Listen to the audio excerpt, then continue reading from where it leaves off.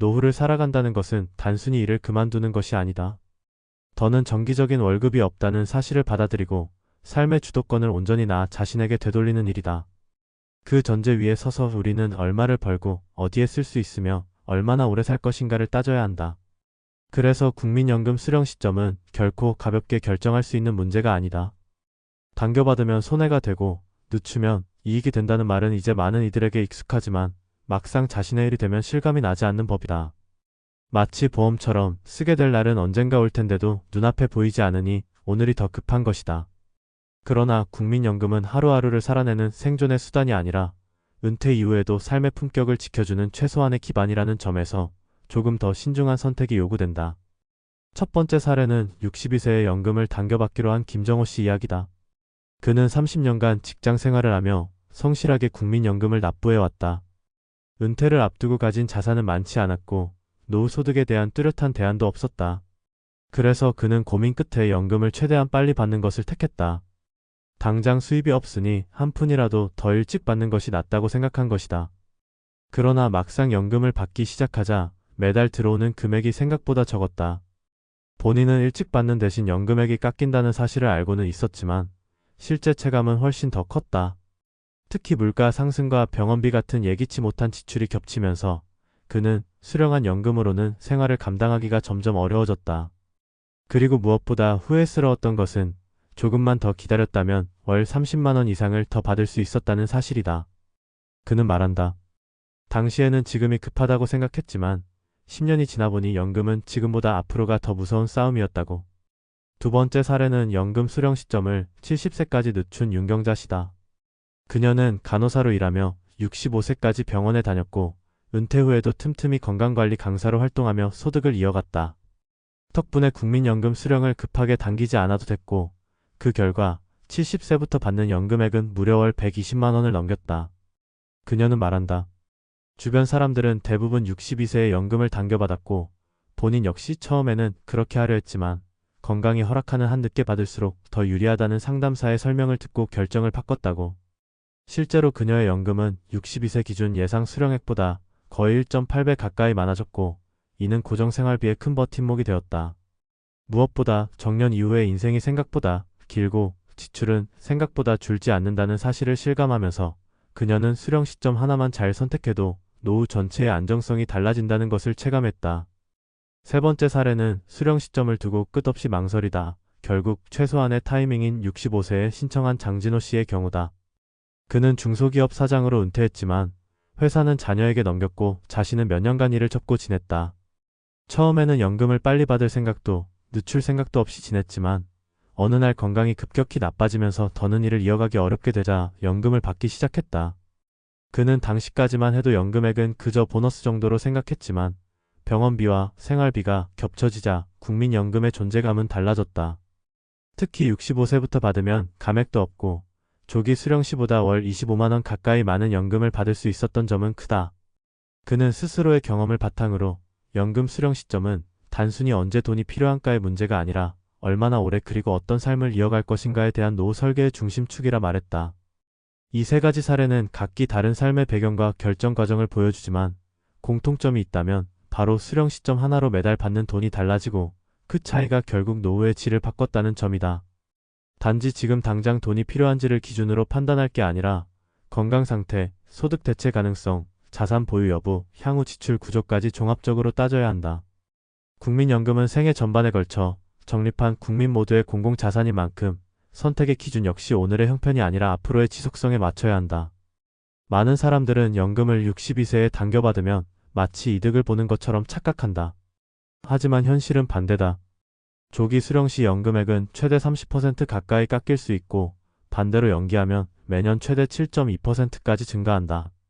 단순 계산만으로도 월 70만 원이었던 연금은 70세 수령 시 100만 원을 넘길 수 있다는 의미다. 이 30만 원의 차이는 하루하루의 여유, 병원비 걱정 또는 자녀에게 손 벌리지 않아도 되는 존엄한 삶으로 이어진다. 연금을 빨리 받는 선택은 단기적 숨통을 틔우는 결정일 수 있지만 장기적 관점에서는 노후 파산을 부르는 도화선이 되기도 한다. 반면 조금 더 늦추고 그 사이 적은 수입이라도 꾸준히 유지하거나 지출을 조절해낸다면 그 대가는 예상을 뛰어넘는 연금 증액으로 돌아온다. 결국 연금 수령 시점은 타이밍의 문제가 아니라 전략의 문제다.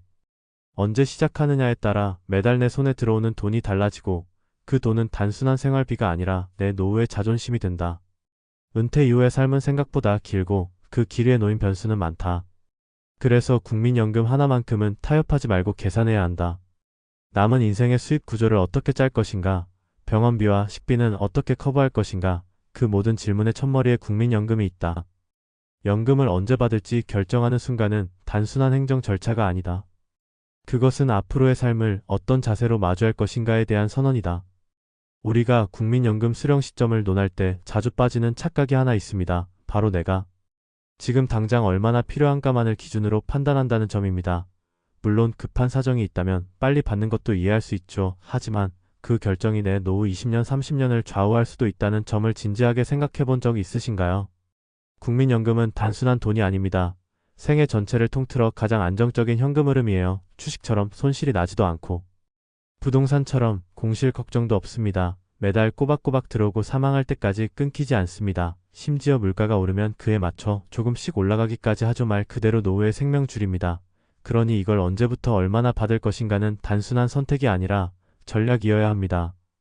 실제로 많은 분들이 62세만 되면 자연스럽게 연금을 신청합니다.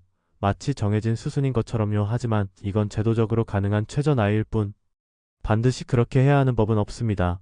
오히려 전문가 입장에선 연금을 최대한 늦춰 받는 것이 훨씬 유리한 경우가 많습니다.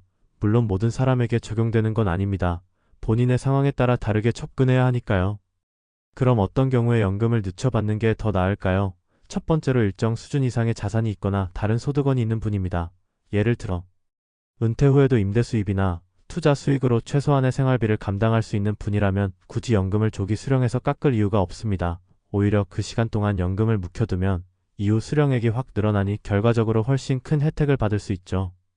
두 번째는 건강이 비교적 양호하고 장수 가능성이 높은 분입니다.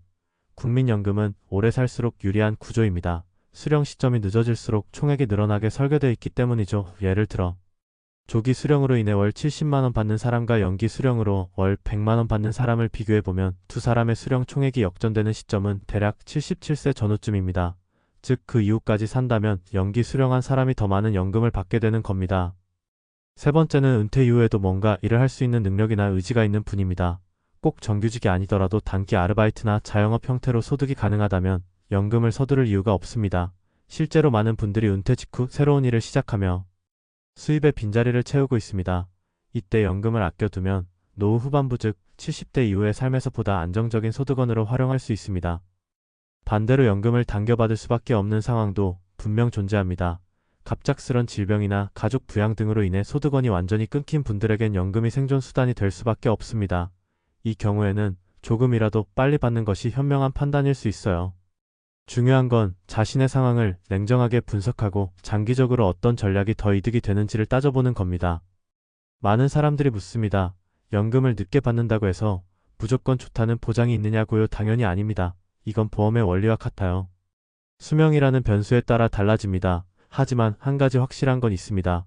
평균 수명 이상을 살 확률은 점점 높아지고 있다는 겁니다. 지금의 60대는 과거 60대와는 다릅니다.